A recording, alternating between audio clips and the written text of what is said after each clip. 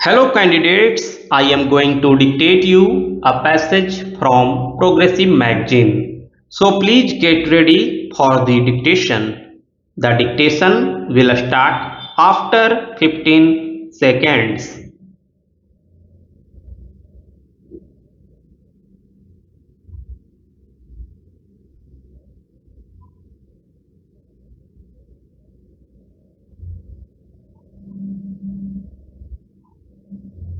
This year, we have commemorated the 75th anniversary of the Dandi March, inspired and led by Mahatma Gandhi in a variety of ways. Thousands of admirers and followers of Gandhiji from India and overseas reenacted the famous Dandi March. Many congressmen and women inspired by the leadership of Sonia Ji participated in this historic reenactment.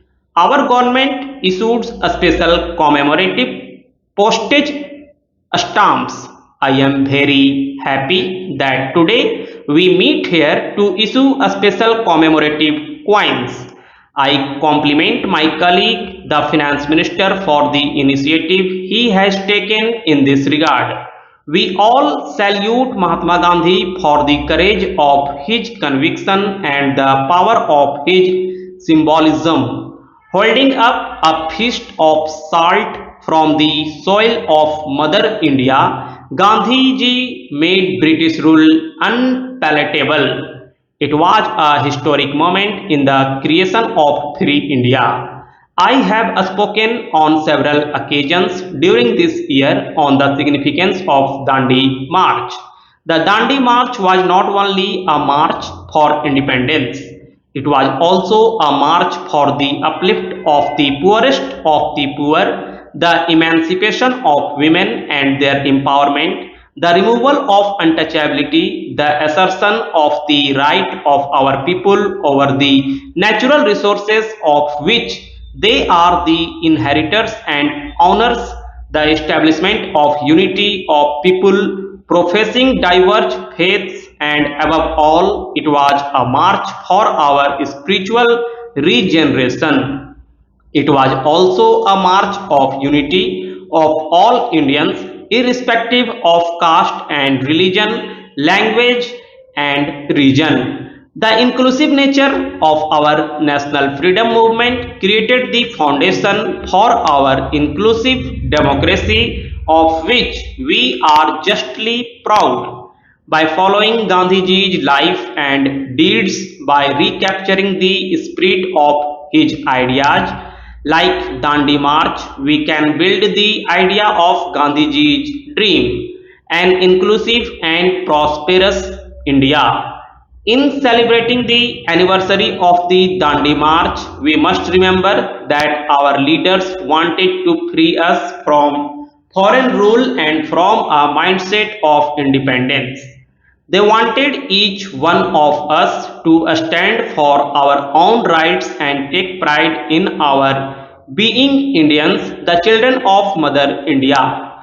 The idea of self-reliance is important even today. However, self-reliance does not imply pursuing a policy of anarchy. It does not mean cutting ourselves away from the world. Self-reliance in the modern world implies the ability to pursue one's interests with self-confidence and faith in one's own capabilities. Let me begin by expressing my sincere gratitude to my leader and to each one of you for this interaction.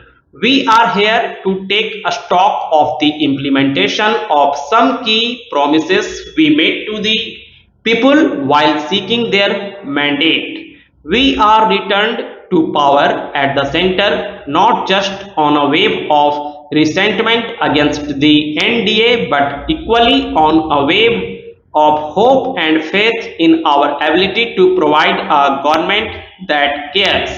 It was a positive vote for a secular and a liberal government, a forward-looking and modernizing government, an inclusive and transparent government.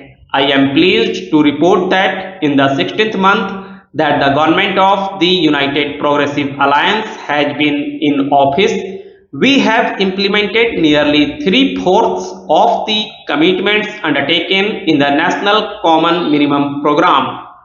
The most important contribution of our party in government has been to bring the nation back to the politics of moderation and the economics of equity and development.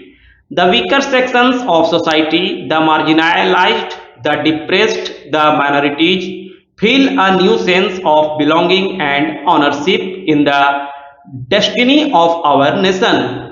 We have taken several steps to empower scheduled castes, scheduled tribes, minorities, women, children, the disabled, senior citizens, and people living in the far reaches of this vast land. A bill to provide for reservation of posts in civil services has been introduced. We have taken several steps to ensure that commitments already made in respect of the empowerment of scheduled castes and scheduled tribes are fulfilled in a time-bound manner. A group of ministers on Dalit affairs is monitoring our efforts to promote the welfare of scheduled castes.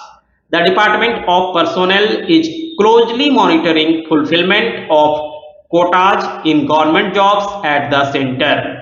I urge state governments to also pay a special attention to fulfillment of commitments to Dalits and tribals at the state level. The central government will make sure that at least 80% of the vacancies in SC/ST reservation quota jobs in government will be filled on a time-bound basis.